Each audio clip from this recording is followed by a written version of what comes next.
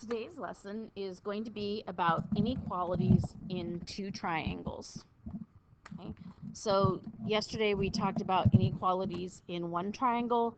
Today it's going to be in two triangles. So what are you going to learn today? Today you're going to learn about the Hinge theorem and its converse. And remind me tomorrow in class to show you a really good example of the Hinge theorem. All right, so what the Hinge theorem says that is two sides of one triangle are congruent to two sides of another triangle, and the included angles are not congruent, then the third side is opposite the larger included angle. So if we look at this example here, we have that AB is congruent to XY, and we have that AC is congruent to XZ. Okay. And I'm going to say that the measure of angle A, let's give it a measurement of about 110 degrees. And let's let the measure of angle X be about 45 degrees. Okay. So according to the Hinge theorem, because this is my included angle in two triangles that have sides congruent, but angle A is greater than angle X, that tells me that side BC is greater than side YX. Okay, and they call it the Hinge theorem. It has to deal with doors, and like I said, I'll show you that in class tomorrow. Okay. So we want to write an inequality relating the given information in the side lengths, and if we can't, then we're going to write a not enough conclusion. But here we know that we've got side LM congruent to side SR, and we have side RT congruent to side LN. And we know that angle R is 90 degrees, so angle R is 90 degrees, angle L is 57. So we know that, I'm going to go over here, the measure of angle R is greater than the measure of angle L. So therefore we can conclude that ST is greater than MN. So that's an example of the Hinge theorem. Another example, I've got BA and BC. Okay, so I know that angle BDC is 87, and because it is a linear pair with angle BDA, I know that BDA is 93 degrees. I have side AD congruent to side CD, and I've got BA or BD congruent to itself by the reflexive property. So there are my congruent sides and my included angles. And so I've got that the measure of angle BDA is greater than the measure of angle BDC. Therefore, I know that side BA is greater than side BC. Okay. So those are two examples of the Hinge theorem. Okay. And we have the converse of that. So remember, in the converse, we switch the F and thens. So if two sides of one triangle congruent to two sides of another, and the free sides are not congruent, then the larger included angle is opposite the larger included side. So it kind of makes sense. So it goes back and forth.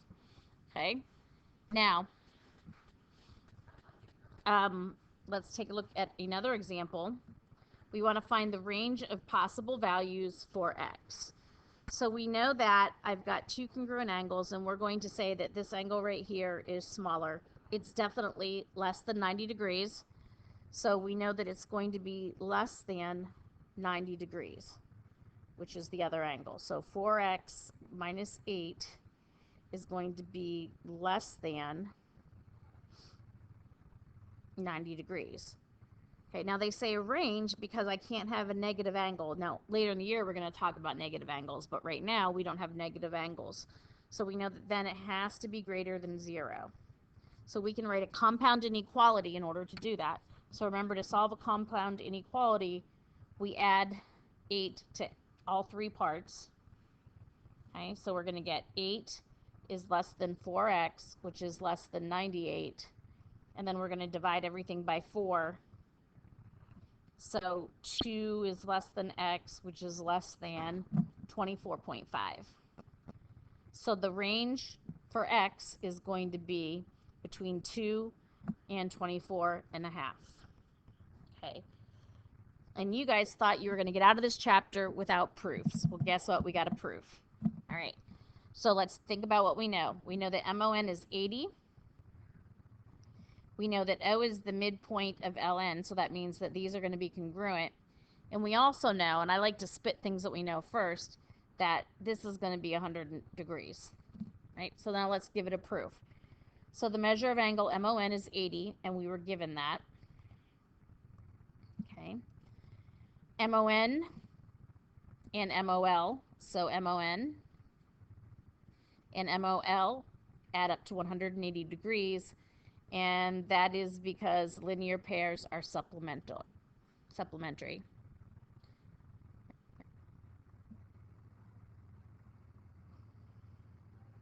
Okay. Oops. Go in the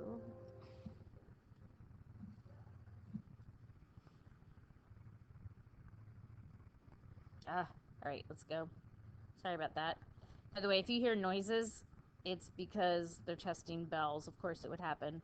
But Aaron, I wanted to get this recorded just for you, especially since you're not going to be here and we'll miss you. All right. So now we're saying that 80 plus the measure of angle MOL is 180. So 80 gets subbed in here. So that's substitution. Okay. The measure of angle MOL is 100. That's because we subtracted 80 from both sides. So that's subtraction of equality. You know I'm good with that abbreviation. Now we're saying that LO, which is right here, is congruent to ON, and when we brain dumped onto there or what everything meant, we knew that this is definition of midpoint.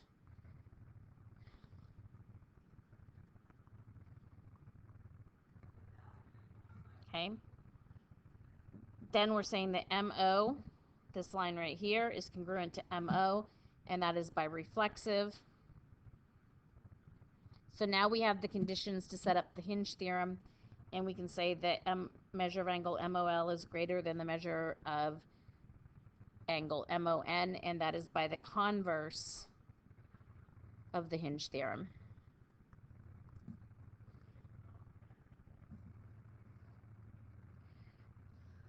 So sorry, you guys thought you were going to skate proofs, but I had to throw a couple in there. All right, so what did we learn today?